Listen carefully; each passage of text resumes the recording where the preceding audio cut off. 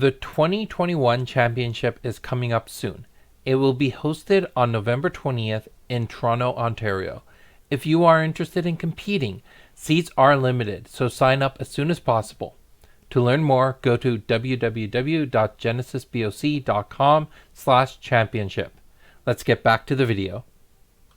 Hey champions, I am starting to separate the card spotlight videos from the other videos I do just to put out more content, and also because I know that these spotlight videos are the content isn't synergistic. Some people are there for the spotlight, some people are there for the updates. This way you can separate those, and if you care more about the spotlights, you got them, and if you care more about the updates, you got those in a separate video. So today we're going to finish off a cycle of HE single affiliated cards by looking at Malfeasance. Card breakdown, this is the HE card, action cast, 22 aura, chaos only. Target champion and Malfeasance awareness reveals the top card of their timeline. Send it to their memories. They lose X health you gain X health, where X is the reveal card's chi. This card, the artwork done by Philip, and the card design done by Carl. Let's look at that artwork. It's something that's really interesting. I don't think a lot of people pay attention to it. So you got this dark green glow that we've seen in Philip's artwork for Kendra in her champion piece. And then you got that followed up with Long. And if you pay attention to Long, you'll see that he's aging, that he's getting a little bit weaker. And the idea here is we're digging into his timeline, so he's now aged a little bit, and he's losing health in the process. So a lot of that kind of comes together. It was a very abstract piece for Philip to try to address. I think he did a phenomenal job doing it.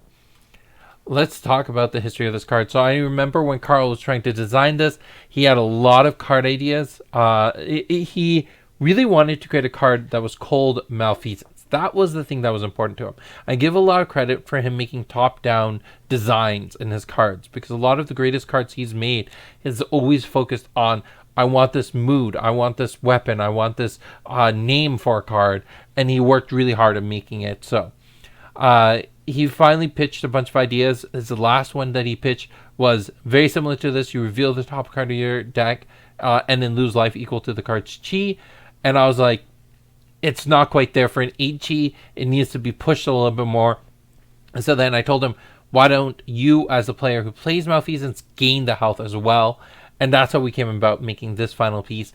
I know that they were hesitant about the strength of the card at first, but it becomes... after some playtesting, we realized it definitely fit the space that it was in. So Carl, great job in designing it. My opinions about this card.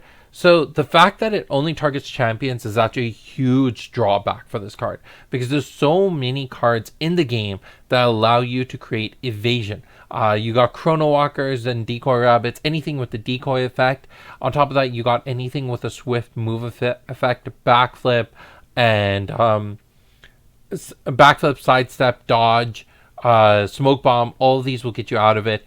So this is what holds the card back, and that's actually what makes the card balance, is because there's so much stuff in Genesis that allows you to avoid things that only target champions, that it really hinders the card. Because if you put Malfeasance against your opponent and they Chrono Walker out of it, or even if they play Decoy Rabbit in response, then that summon will cause Malfeasance to fizzle, because that summon doesn't have a timeline. Malfeasance can't do anything to it. So the card has that drawback. But on the positive side, if you can make it hit, this card is phenomenal. At the worst case scenario, absolute worst case scenario, you're making a life swing of 6 points. They're losing 3 and you're gaining 3, because the card's lowest chi point that exists in the game is 3. That's amazing. But on the high end, you can make a swing of 16 points. That's enough to change the entire course of the game. The Malfeasance decks are definitely worth designing and trying out and trying to make work. One of my favorite ways to play it is using Neurum, using Psychic Assault, using Pale Fox, and destroy your opponent's hand completely so they can't do anything when you do finally play that Malfeasance. You got they got no way out of it. And if they do, you could have backup plans, things like cog restrict, things like pressure point or shutdown. You can also have mind reading, which is, I think, a very underutilized beta card that could be very powerful here, because once you're beside your opponent, you know what cards are in their hand. You can make the decision, is it worth playing Malfeasance? Some people do want to try comboing this up with Future Sight.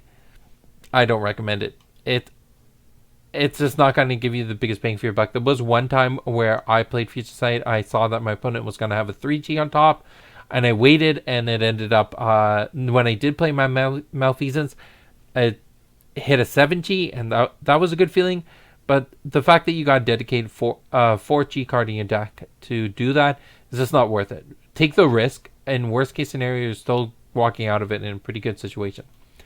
But those are my thoughts. What do you think? Do you play Malfeasance? Is this something you would look into building a deck around?